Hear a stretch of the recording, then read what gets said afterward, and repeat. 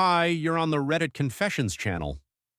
The heater wasn't broken, the thermostat worked fine, but that morning the whole house felt dead. No music playing in the kitchen like it used to, no smell of coffee brewing. Just the soft click of her fingernails tapping on her phone while I stood in the doorway holding two mugs she no longer asked for. I didn't say anything right away. I just watched her scroll, her face perfectly lit by the blue screen glow. No acknowledgement, not even a glance. I set the mug down carefully, like if I made noise, she'd vanish. Court, I said softly, do you even feel anything anymore? This house, our marriage, it's cold. She didn't flinch, didn't even pause. Then came the words, without looking up, like she'd rehearsed them in her sleep. If you want warmth, go to a spa. That's it. No laugh, no wink. Just that punch disguised as advice. A sentence sharper than anything I'd ever said to her, even in arguments. You know what's wild? I used to think of Courtney as the softest place to land after a hard day. Now I was walking barefoot across emotional glass every morning, hoping not to bleed. I went to work, fixed printers, smiled like nothing was wrong, ate lunch in the break room pretending the silence in my house wasn't growing fangs. But something shifted that day, something small but irreversible. When I got home, she wasn't there. Spa bag on the counter, Instagram post already up, woman in steamy room, self-care. You can't pour from an empty cup. Funny, I've been pouring into her for years, never once saw her refill my cup. I opened our banking app. Our joint account stared back at me with that same blue glow her face had earlier. I tapped, I stared, and then I moved everything, every penny, into an account under my name. Not to punish her, just to feel something mine again. Next day, around 11 a.m., she texted, "Where's the money?" I replied, "If you want money, go to work." No response. But deep down, I knew this wasn't just about money or sarcasm. That kind of cold doesn't come from nowhere. It comes from warmth being spent elsewhere. And in just a few days, I'd find out exactly where hers had gone. When I woke up the next morning, the house was unusually quiet. Not the peaceful kind, the eerie kind, like the calm before something breaks. Courtney had already left. No note, no text, not even the usual passive-aggressive sticky note about trash day or forgetting to fold the laundry. I opened the fridge, empty, aside from a lemon and a bottle of almond milk I didn't buy. I poured myself a bowl of cereal with tap water and stared at my phone, half expecting her to send some snarky response about the money, but nothing. Around noon, I got a notification from the bank. She'd attempted to pay for something and got declined. I imagined her face when the card failed. Probably confused at first, then annoyed, maybe even embarrassed. A small part of me, pathetic as it sounds, hoped it would make her think about us, about how far apart we'd drifted. But by 5 p.m., she still hadn't said a word. That evening, I decided to take out the trash she'd ignored for a week. As I tied the bag, a folded receipt fell from between two empty wine bottles. It was from a restaurant downtown. Expensive, too. 2 entrees, 2 glasses of Pinot Noir, a shared dessert, timestamped 2 nights ago. The same night she said she was too exhausted to talk. I didn't react right away. I just stood there in the kitchen, gripping the receipt like it was an arrest warrant. Her name wasn't on it, of course, but the last 4 digits of the card matched hers. And unless she suddenly developed a second stomach, someone else had been across from her that night, clinking forks and sharing chocolate cake while I ate leftover noodles alone. I didn't confront her that night. Instead, I went through her Instagram again. I'd never really paid attention before, but now, with new eyes, I saw it. The vague captions, the cropped-out arms, the overuse of the word me time. There was one story that stood out, a dimly lit wine glass across from another one, blurred, almost like she tried to hide it, but wanted someone to notice that someone wasn't me. She came home late, humming to herself like nothing had happened. No apology, no mention of the card. I watched her walk past me, kick off her shoes, and say, "Oh, by the way, we're low on groceries. Can you get some tomorrow?" I nodded, but inside something cracked. Not from anger. God, I wish it was anger. It was worse than that. It was confirmation. She had checked out long ago, and now I was about to check into the version of me she forgot existed. The next morning, I did exactly what she asked. I went grocery shopping, not because I wanted to, not because I cared, but because it gave me an excuse to be out of the house and avoid pretending things were fine. I wandered the aisles like a ghost, pushing the cart without any real plan. My head wasn't in the produce section. It was stuck back at the dinner table I hadn't known existed, the one from that receipt. When I got home, she was on the phone, not with a friend, not with her mom. I don't know who it was, but her voice dropped to that tone I hadn't heard in years, the soft, playful one, the one she used to use with me when things were new. I stayed by the door and listened. I had a great time, too. No, it was perfect. I haven't laughed like that in forever. He has no idea. Those words clung to the inside of my skull like mold. I stood there frozen, holding a bag of oranges like a complete idiot. She hung up just as I quietly stepped into the kitchen and placed the groceries down. She turned around, startled, then smiled in that fake bright way people use when they're covering a lie. "Hey, thanks for getting the stuff. Sorry I've been distant, work's been heavy." Work? She hadn't held a job in 2 years. I nodded, playing dumb. No worries. That night I couldn't sleep. I lay next to her in bed, wide awake, listening to her breathe like everything was normal. My mind was racing. What was I even still doing here? Was I scared? Probably. I'd spent so long convincing myself that loyalty was the most important thing that I forgot. Loyalty means nothing when it's not returned. Around 3 a.m., I got up and walked into the living room. I sat on the couch and stared at the TV without turning it on. Then I opened my laptop. I didn't know what I was looking for. Proof, a sign, closure. Maybe I was hoping to find something that told me I was wrong. I went through our shared cloud storage, just scrolling out of habit. Then I saw it. A folder labeled Receipts and Rentals. I'd never noticed it before. Inside were screenshots, photos of dinner reservations, hotel confirmations, a spa day package labeled Romantic Escape Couples Deal, all recent, all under her name. One file was a selfie, her in a robe holding a glass of champagne and reflected in the mirror behind her, a man's bare shoulder, blurry but unmistakably not mine. I shut the laptop slowly, like closing it would somehow undo what I had just seen. I didn't cry, I didn't scream. I just sat there still, small, erased. This wasn't just about sarcasm anymore. This was betrayal. Documented, time-stamped, and filed neatly in a folder with a cute little name. The next few days were a blur. She acted like nothing had happened. Morning smoothies, gym selfies, random laughter at things on her phone that I never got to see. Meanwhile, I walked around like a ghost she didn't even bother to notice anymore. And that's the thing that messes with your head. Not just the betrayal itself, but how normal everything stays around it. It's like watching your house burn down while everyone inside carries on eating dinner. She kept asking why I was quiet. "Is it work stuff?" she'd say with this half-fake concern that made me want to scream. I wanted to blurt it all out. I wanted to throw the laptop in front of her, point to the folder, and watch her try to spin her way out of it. But something stopped me. Maybe I wasn't ready to hear her lies face to face. Maybe I was hoping she'd confess. Or maybe I was just too numb to react. One evening, I took our dog, Bentley, for a walk. He's a golden retriever and probably the only living creature in that house who actually noticed I wasn't okay. He kept nudging my hand with his nose like he wanted to pull something out of me. I ended up sitting on a bench outside the dog park with him at my feet, just staring at the sky, trying to remember the last time I felt human. That's when I got the idea. I wasn't going to confront her, at least not yet, but I needed to know. I needed something I couldn't ignore or rationalize away. So I did something I swore I'd never do. I checked her tablet. It was linked to her phone. I don't know why she left it on the couch that day, but she did, and I opened it. First, it was just casual stuff, messages with friends, group chats, memes, but then I saw his name, Tanner.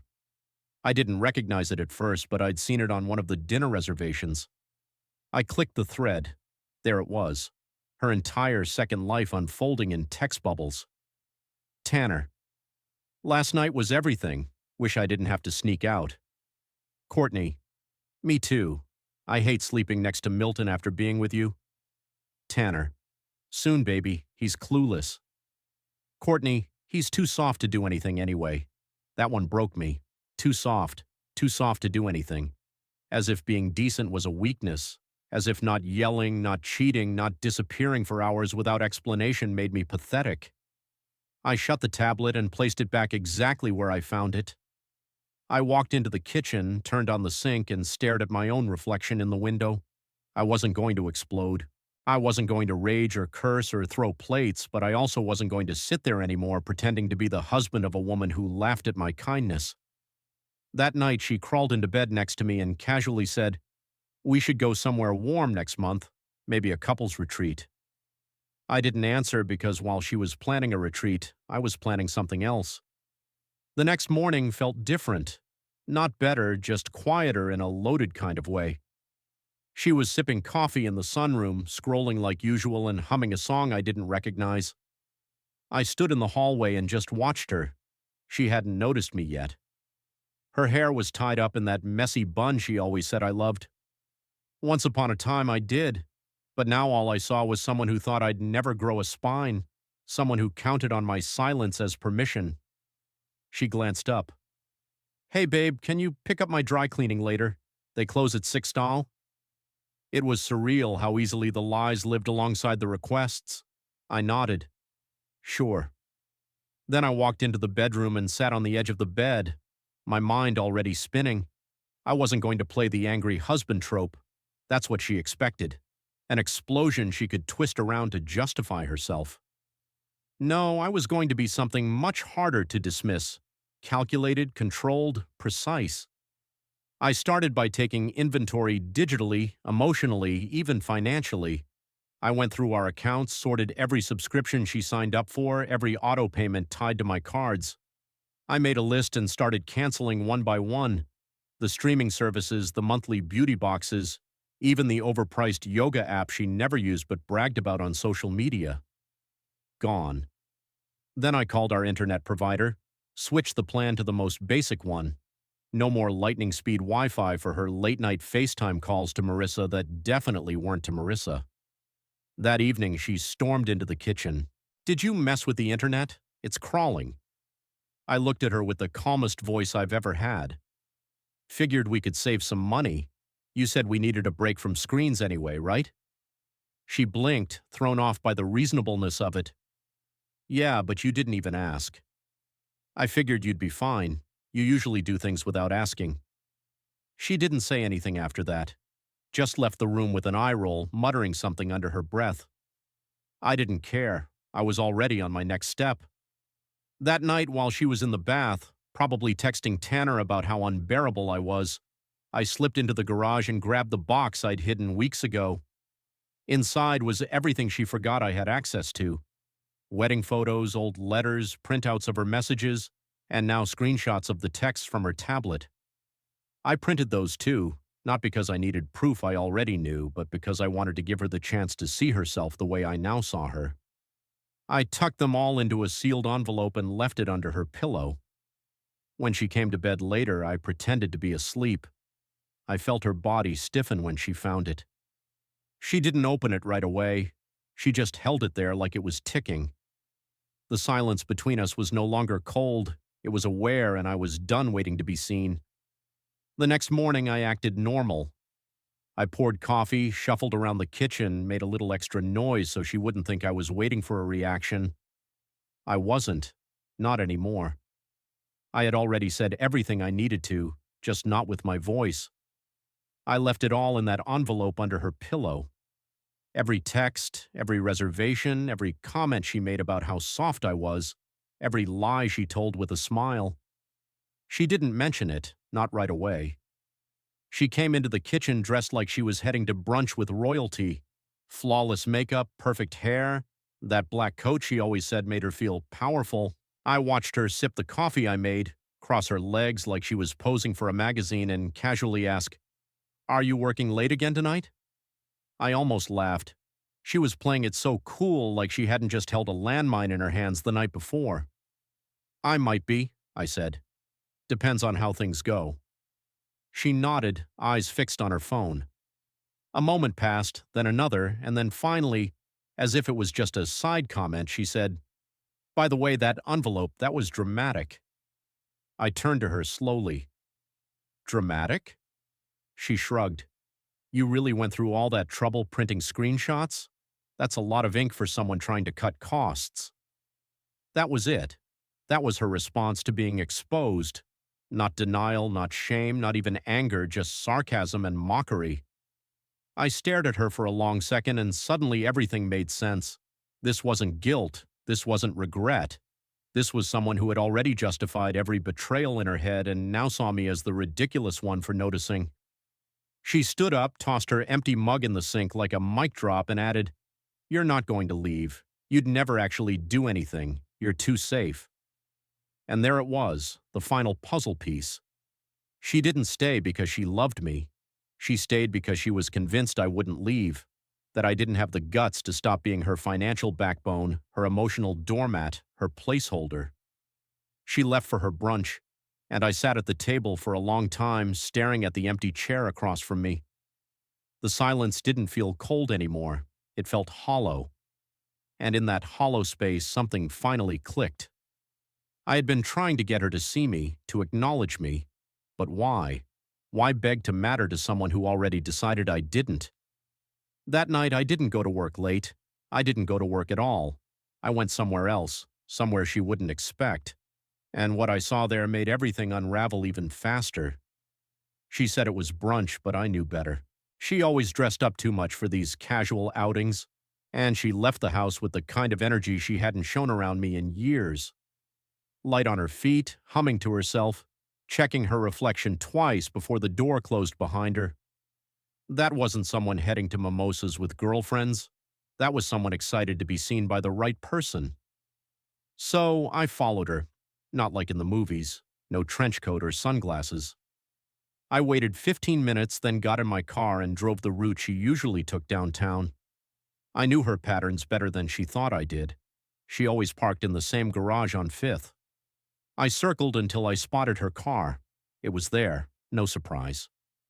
The surprise was where she went. She didn't walk to a cafe. She didn't meet Marissa or the girls. She turned the corner and entered the back entrance of a boutique hotel, the kind with sleek glass walls and fake smiles at the front desk. I stayed in my car, heart pounding so loud I thought people could hear it from the sidewalk. 20 minutes passed, then 30. My palms were sweating, not from anger, but from the realization that this was it. This was the moment I stopped hoping I was wrong. And just when I was about to leave, he showed up. Tanner. I recognized him from a few tagged photos she'd been careless enough to leave public. He was taller than me, confident, wearing a jacket she once told me was too flashy when I tried something similar. He walked in without hesitation, like he belonged. That night she came home smelling like vanilla and red wine. She didn't ask where I'd been, didn't seem curious, just dropped her purse, kicked off her heels, and asked, "Did you eat?" I nodded, pretending to be half asleep. She crawled into bed beside me and started scrolling through her phone, probably texting him good night. I stared at the ceiling and wondered what the exact moment was when she stopped being mine. Was it when I got laid off that time and she started sighing more? Was it when I stopped initiating things in bed because she always turned away? Or maybe it was never sudden. Maybe it was just one ignored glance, one cold dinner, one sarcastic reply at a time until we were two strangers keeping up appearances. But that night, as she lay next to me, completely unaware that I knew everything, I wasn't thinking about pain anymore. I was thinking about precision, about what it would mean to stop being the safe one, the nice one, the predictable one. She could step over while texting someone else under my roof. The next morning she left again. Another appointment. I didn't follow her this time. I didn't need to because I had made an appointment too, at a place called Crown Ridge Legal, 10 a.m. sharp. When I stepped into the law office, I didn't feel powerful. I didn't feel brave or victorious. I felt like someone finally dragging his dignity out of the mud quietly, awkwardly, with both hands shaking. The attorney, a woman named Dana, listened patiently as I laid it all out. She didn't look shocked. I guess when you deal with broken marriages for a living, nothing surprises you anymore. But the moment I showed her the screenshots, the receipts, the hotel confirmations, she leaned back and said, "You've already done the hardest part. Now you just have to follow through." That hit me harder than I expected. Because she was right. I had spent years justifying Courtney's coldness, calling it stress or phases or burnout. But what it really was someone slowly removing love from the relationship like it was furniture she planned to sell before moving out. I signed the papers. Simple as that. No drama, just initials and a full stop. I came home that evening and found Courtney in the living room lounging on the couch, laptop in her lap, wine glass half full. She looked up and gave me a lazy smile. "You're home early." I handed her the folder. "What's this?" she asked, barely glancing at it. "Instructions," I said. "It's all been arranged." She flipped it open, saw the word petition, and her whole body stiffened. "You're divorcing me?" I nodded. "It's already moving. You can read the details. You don't need to talk to me." She blinked slowly as if the meaning hadn't fully landed yet. "Wait, are you serious right now?" I looked at her. No yelling, no bitterness, just silence that said everything I needed it to. "You told me to go to the spa if I wanted warmth," I said softly. "Turns out I found peace instead." That was the last real conversation we had. Within 2 weeks, she moved out. She didn't fight the process. Maybe she was relieved. Maybe she realized she'd underestimated the very man she thought was too soft to leave. I won't pretend it didn't hurt. It did. But the strange thing is, once she was gone, the house didn't feel cold anymore. It felt honest. Bentley started sleeping near my door again. I could actually hear myself think. And for the first time in forever, I started making plans for me. Not for us, not for survival, but just for my own life. That was my story, and I shared it here on Reddit Confessions because I know I'm not the only one who stayed too long hoping someone would change. Have you ever ignored red flags because you thought loyalty would be enough? Drop your thoughts in the comments. Your experience might help someone else walk away a little sooner. And don't forget, you're watching Reddit Confessions.